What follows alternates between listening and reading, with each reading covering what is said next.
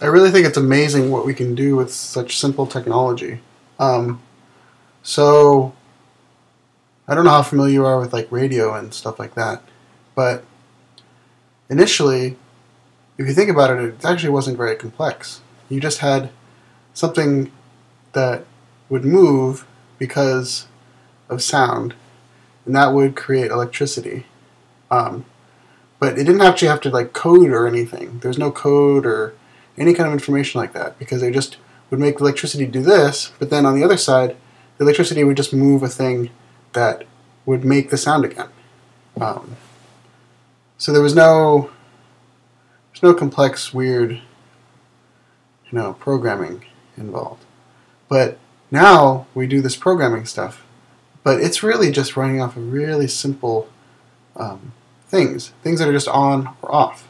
Um, so you have a bunch of little things that are on or off, and then a thing that knows if things are on or off in a certain way that means something. And the things that know if they mean something are also little things that are kind of run off of on or off things. It's like this video that you're watching is just my camera that runs off of an on and off pulse, kind of like the radio thing, but it's digital, which means that it's more complex than that. But it's not really much more complex than that. So it takes photons in, and where a photon was like one thing, it has a certain way of wanting or zeroing, on-ing and offing, and it just records all of that. And then later, when you watch this online, all those little ones and zeros count for all the little parts of the video that you're watching, and they make all the little ones or zeros, all the ons or offs, and give you the image that you're watching. Same thing with the sound. The sound is the same thing, but not as complex because there isn't quite as much of a range of information, at least unless you're watching it on some sort of like crazy awesome stereo. But I assume that you're not, just because most people don't. Anyway, so these little on or offs that convey all the information that we like to use, I think are really interesting. Because then those little on and offs take advantage of the machine that's up here, the brain that we have, and those on and offs make our brain imagine. Because when you're watching a video, it's not real life, but there are times when you feel transported into something other than where you are. And that is interestingly accomplished through things in our brain. Our brain wants to see certain things. Have you ever seen like a really bad animation that's like, right? But our brain, even though you know that it's like a thing, we think that we know that it's actually just a movement.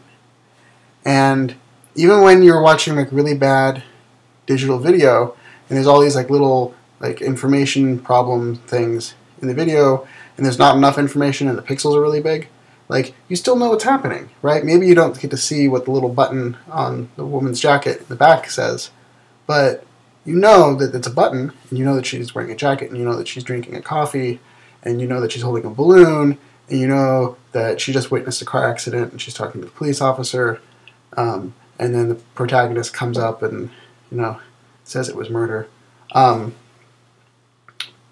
But we're doing that, and we're communicating this story, which is actually really complex because it requires so much more data points. Because stories are something that are very bizarre.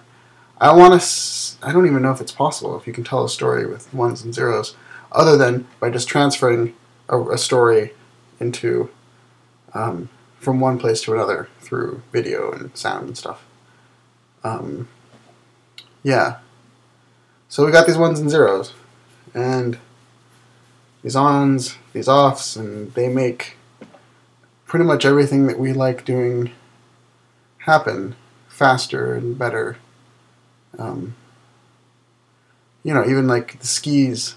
I've never gone skiing, but the skis that you buy are probably made with computers, or at least parts of them are, and then they're shipped, and computers do all that, and that's all just little pieces of information that are just ones and zeros, on and offs, and then they get shipped to you, and you get a pair of skis in the mail that you ordered through an online catalog of images that some guy in another city, he took a photo with a camera that recorded all the information as little on and offs, and we get the thing.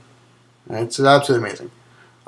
Anyway, thanks for watching. I'm sorry this was so long, but it's time to go off.